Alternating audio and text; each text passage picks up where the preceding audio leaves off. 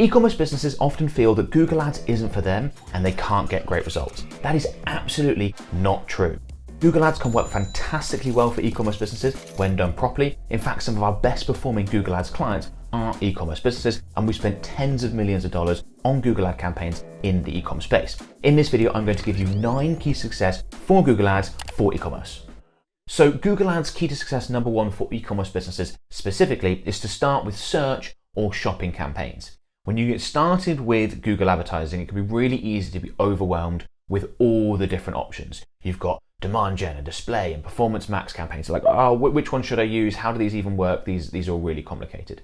So I think that starting with search and shopping makes a lot of sense for new Google advertisers when it comes to e-commerce businesses, because it's the part of Google advertising that is the most intuitive, that is the easiest to understand. It's the part of Google Ads that we all think of, or most people think of, when they think of Google Ads, right? Someone goes into Google, they search for something, and then they see ads pop up that are relevant to what they search for, either in a search format, which is going to be a text-based ad, or in a shopping format, which is going to be kind of like a carousel with a product image, price point, links to click through to the website, etc., etc. Those are search and shopping, and because it's very search-based, they operate in a way that people find quite easy to understand.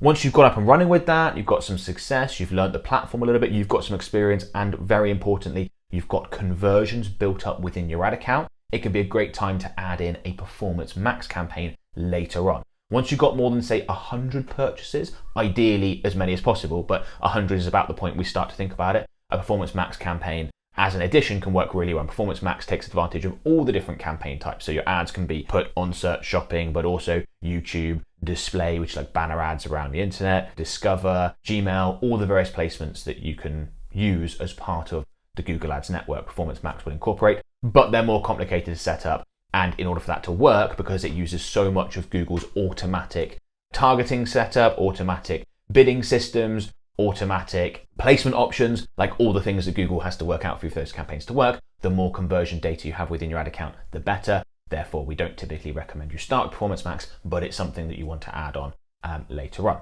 Number 2, don't try to sell too many things at once. I think a lot of e-commerce businesses have a lot of SKUs. They have a lot of different products that they want to sell. They think, well, we've got different products for different types of people, etc., etc. And what ends up happening is their Google Ad account can become incredibly complicated, where they've got budget spread really thinly across lots of different products, trying to sell lots of different things. And that's actually not often the best way to go if you want to maximize your return on ad spend, if you want to have your campaigns be as profitable as possible so that you can scale them. We typically find that one, maybe a handful of products perform way better when it comes to acquiring customers, particularly from cold audiences, and focusing in on those and diverting more budget to those is often a really good move to help improve your return on ad spend, help improve the scalability of your campaign. It's actually one of the ways that we can get early wins when we first take over a client's accounts, Google Ads accounts, when they're in e-commerce businesses. We're like, right, you're trying to advertise all of this. You see that this one has a way lower cost per purchase, a much better return on ad spend. Let's focus in on that.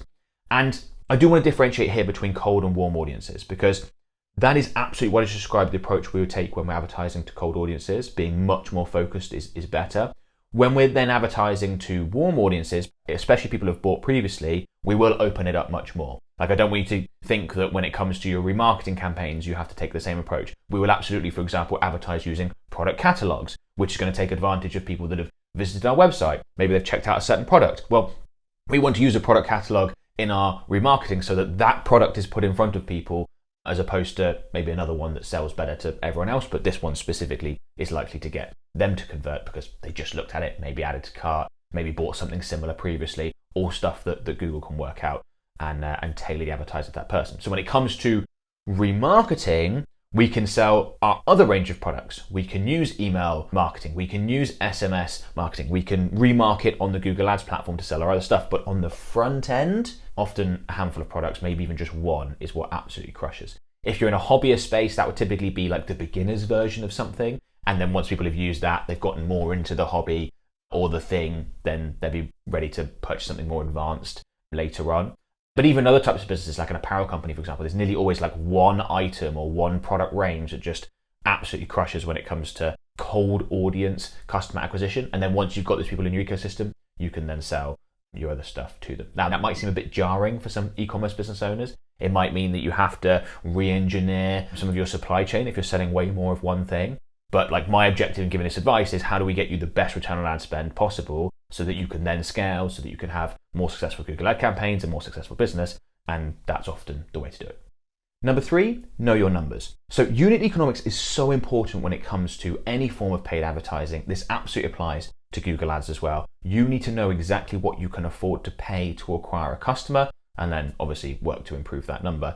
So for example, you need to know, what's your average order value?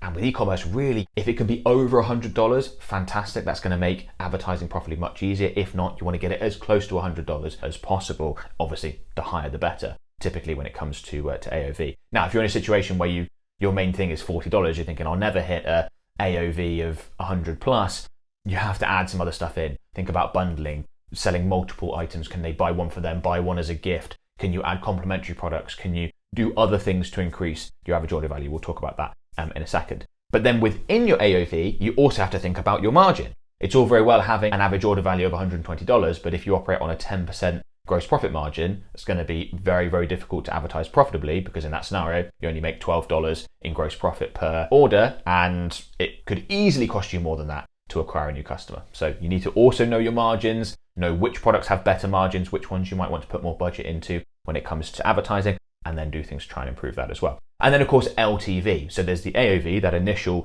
transaction, and then there's how much do customers spend with us over their lifetime. And you may well find that you can afford to spend a lot more to acquire a customer if you take a longer term approach and think of, what do we make back from this customer, not just on that first transaction, but over their lifetime. And that can make your Google advertising a lot easier and a lot more scalable if you go about and look at it that way. This leads me into number 4, which is a very related point, which is to improve your numbers. So you've got to know them in the first place. You've got to know AOV, your margins, your LTV, and then you've got to work on them. You want to improve those as much as you possibly can. So I'm going to give you like an extreme example. A business we all know, Starbucks, right? Their average order value is $5.65, just shy of $6. That's what someone spends on average when they go into Starbucks, buy a coffee, maybe a bit of food, something like that, right?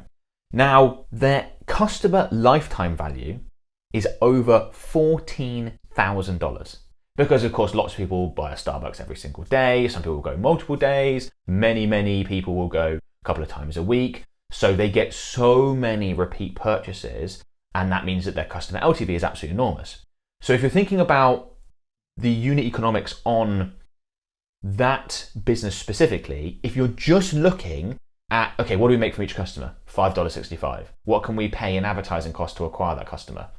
I don't know, $2 maximum, probably less. That's just not going to work. You're never going to be able to advertise on Google acquiring customers for less than $2 each, definitely not at scale. But if you take the other approach and say, no, our customers are worth more than $14,000 over time. Right, so what can we afford to acquire one of those when it comes to advertising costs?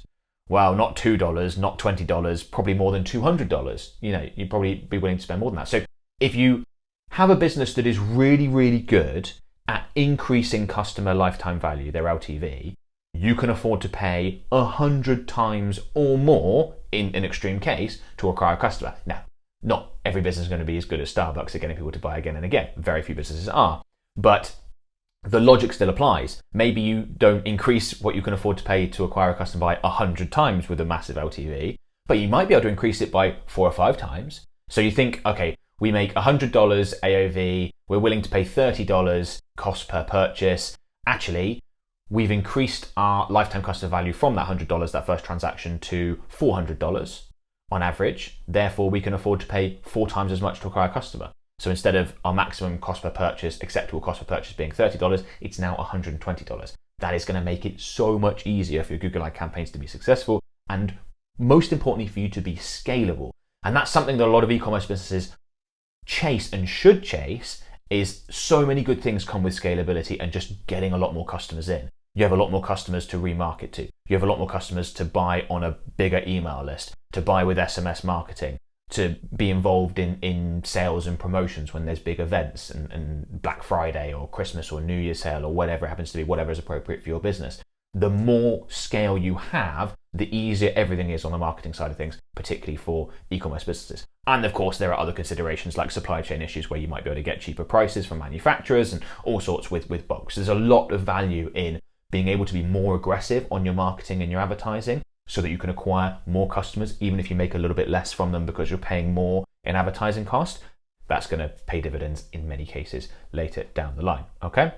And if you think about the biggest companies in the world, the most successful companies in any one niche, it's rare that they have the lowest cost to acquire a customer, the lowest CAC, which is what most businesses and a lot of e-com business owners really focus on with their Google ads, right? They're like, I just want to reduce my cost per purchase from $30 to $25. If I do that, everything's fine. But that's not what the best and biggest companies often do. Often they actually pay more to acquire a customer because they're doing it at massive scale and it's going to be more expensive per new customer acquired.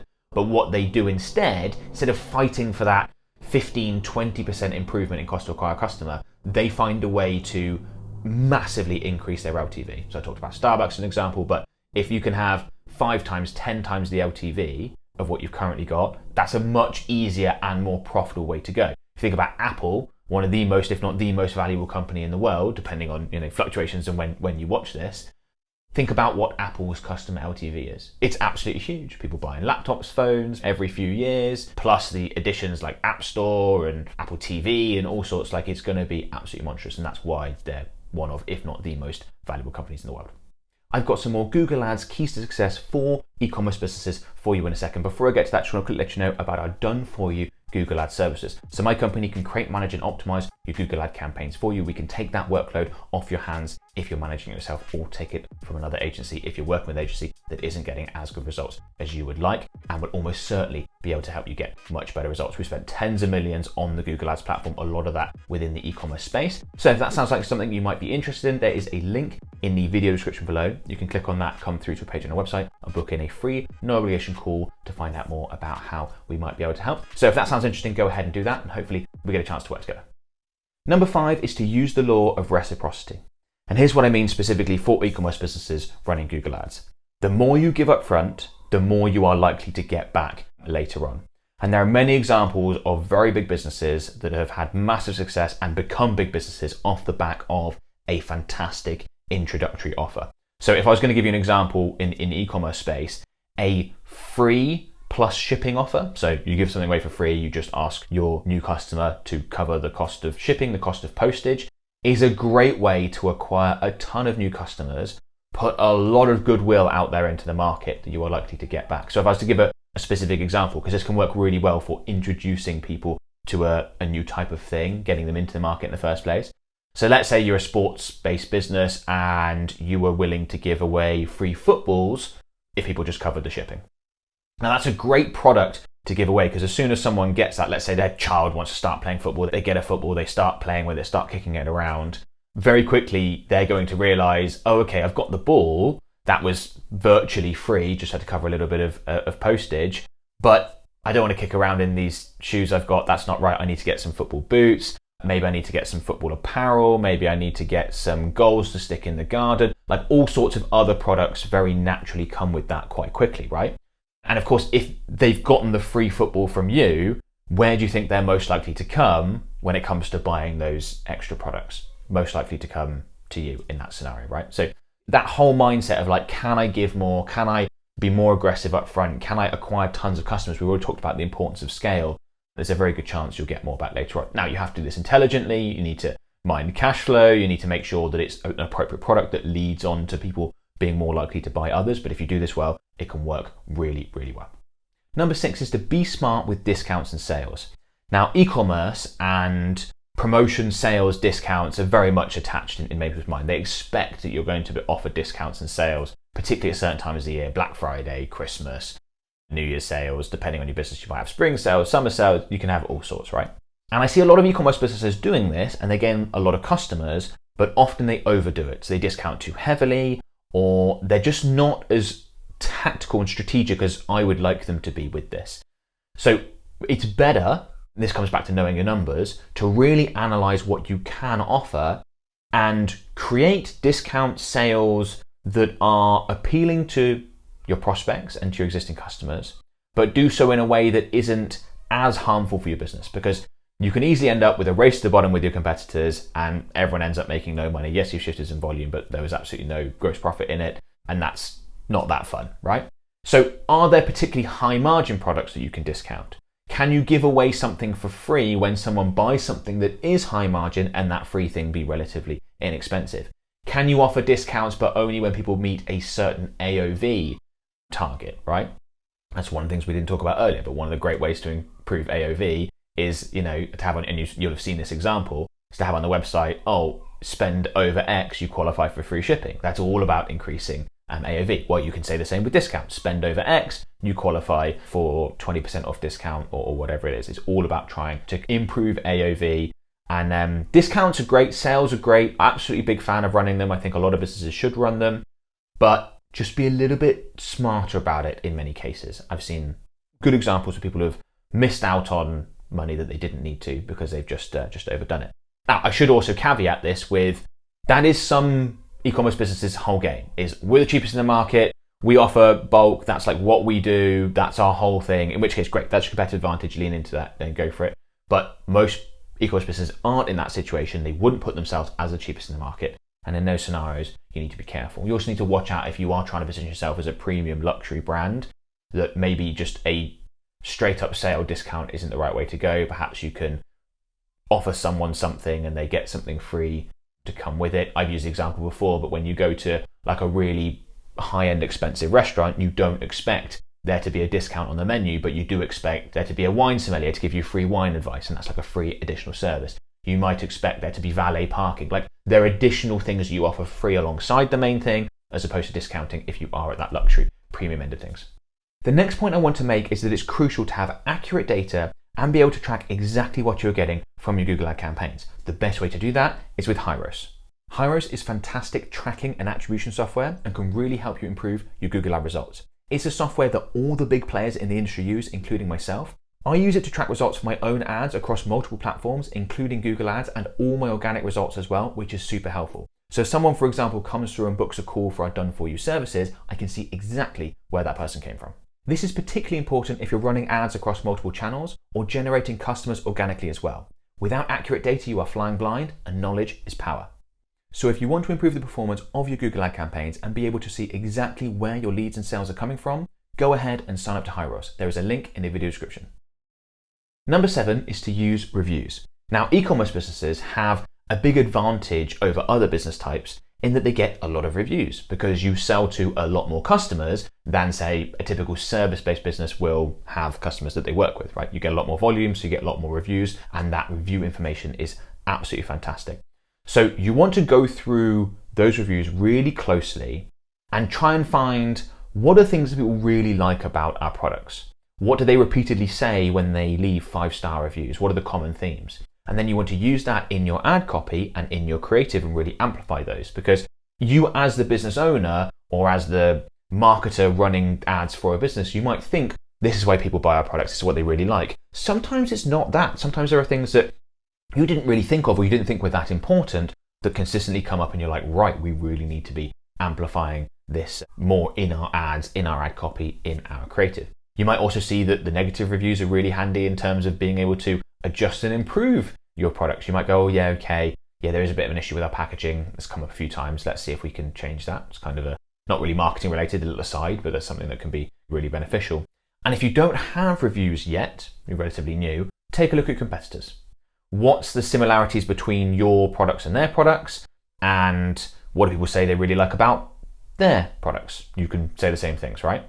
What do people say they don't like about your competitors' products? Now, if that's something you don't have, you might also look to include that in your ad copy and creative. Like, our competitors have a really long installation time for this certain product or delivery time, something like that. People complain about that. We guarantee it within 24 or 48 hours. Right, let's make sure we get that prominently because that's competitive advantage over our competitors, right? So reviews are, it seems like a simple tip. It is. They're an absolute goldmine when it comes to improving your marketing because you get so much information to both more things to do and more things to avoid as well. Number 8 is to scale from a position of strength. Now, a lot of Google advertisers, particularly new Google advertisers, have the idea, that the incorrect idea, that you need to spend a certain amount and that needs to be quite a large amount in order for your Google ad campaigns to succeed. This is not true. What often happens is they'll start running a Google ad campaign. It won't work initially. They won't have a high enough return on ad spend for it to be profitable, for the campaign to be sustainable. And they think, I know, the problem here is that I'm just not spending enough. I'll go and whack up the budget. And when they do that, nearly always makes things worse from a return on ad spend standpoint, because the truth is return on ad spend decreases the more you spend. And that happens because Google's really, really good at putting your ads in front of the best possible prospects for your products. And when you're spending a small amount, it's just advertising to those people. As you spend more, yes, you're advertising to your keenest, your best possible prospects, but you're also then advertising to people that are still pretty interested, but not quite as much. And then the more you spend, you go to people that are kind of interested, but not quite as much. And then you spend even more than that, you go to people that are barely interested, and you've got a lot more convincing to do, right? That's how these systems work. So thinking that I'll just spend more and my return on ad spend will improve is false. What you need to do is at your current ad spend level, get your campaigns to be nicely profitable, for your return on ad spend to be where you need it to be, and then scale knowing that your return on ad spend is likely to decrease as you scale. Now, it doesn't have to be super dramatic, it can be relatively minor, but that is something that's going to happen.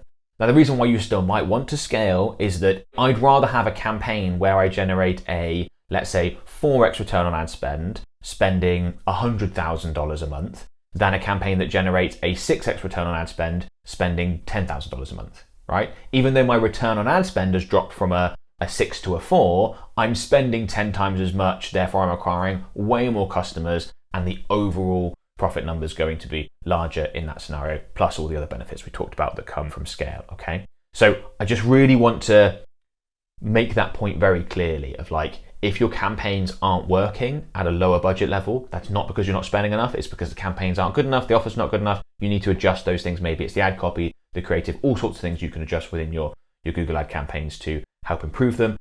Do that and then go ahead and scale. I should also mention that you might decide to scale even if your return on ad spend is not necessarily where you want it to be because of the LTV factor. Like perhaps your return on ad spend is like 1.5 and that's not really profitable for your business, but you've done lots of work over the last few months or whatever to improve your LTV to get customers to buy again. And you've doubled your LTV and you're like, actually, we can afford a 1.5 now. We can afford to go down to a 1.2, for example. Let's go ahead and scale because we've worked on the LTV, which I've already talked about being incredibly, incredibly important. Number 9, and this is an unusual one for e-commerce businesses, is to build a personal brand. That's not something that a lot of e-commerce businesses do, and there are downsides. I'll touch on those in a second. But if I think through all the clients we've worked with, that we've run Google ad campaigns for, that are our e-commerce businesses, the ones that the results just absolutely fly are typically when a celebrity is either a part of the company or heavily involved in endorsement. Having a following, having the connection with an audience, ideally as one of the business owners, it's more powerful than, say, hiring external influencers, although I'm a big fan of that as well. And that obviously has advantages in terms of speed and everything like that. It's just so powerful because when prospects are looking at your products versus your competitors' products, the trust element is huge. And a personal brand is trust at scale. They're going, I'm going to buy from this person's company because I trust them and I trust they will have put everything into this product and they really care about this industry in this space and they want it to be as good as possible, right? Like I understand that I've got a personal brand and I've benefited from that in growing my agency massively in terms of people going, I want to work with Ben's agency because I trust that he will have made sure that the people working in it are great and they have good systems and all this sort of things, right? It takes a lot of time. It takes a lot of resources to build a personal brand. That is a negative initially. It's a positive in the long run because that means your competitors are less likely to do it because of those barriers to entry. And it's something that I've just seen it so many times where we've had a business, you could have two very similar businesses. One's getting a 2x return on ad spend. The other one's getting a 6x return on ad spend. The one getting a 6x return on ad spend has a big name as part of the company, a big personal brand as one of the founders, for example. Not only are they getting a 6x return on ad spend instead of a 2, they're also able to spend 10, 15, 30 times as much on ads. That will then reduce the ad spend, the return on ad spend, but they can spend so much more, acquire so many more customers, make the company much more valuable. Yeah, good things come from that. A little bit more difficult to sell as a business, as an e-commerce business, which a lot of e-commerce business owners want to do in the long run if there's a personal brand associated, but not impossible if you reach big scale and the upside and the growth potential is massive. If you don't want to go down that route, as a minimum, at least make sure you tell your story. Why did you make these products? People will connect with that. They'll buy it. They'll tell that story to other people. Oh, I bought one of these because of, they made it because of such and such. My wife does this to me all the time. Oh, such and such it might be a product to do with our kids, right? So, but had a kid with eczema, and so they created this special type of moisturizer to help with their kids' eczema, and now they've created a business ad and they're selling it. She really connects with that story. And me as a marketer, it was kind of interesting for me to sort of hear her tell me that. Okay, yeah, I can see, why you've connected. But she'll buy the product and then she'll tell me and other people why she has, because it's the story. So at least do that, even if you're not going to go ahead and build a full-on personal brand. But that's what I would recommend. And in this video, we've talked a lot about improving your Google Ad campaigns, getting to the point where you can scale them. And that's one of the big advantages that you have as an e-commerce business, is that these businesses are typically very scalable if you can work it out. Well, if you have done some of this stuff, your campaign is performing really well, and you want to scale, I'd strongly recommend you check out this video. Because in that video, I run through my favorite Google Ads scaling strategy, exactly how you would go about doing it, things to watch out for, things to get right. If you scale incorrectly, you'll wreck your results. Really important you get this right. So go ahead and give it a watch.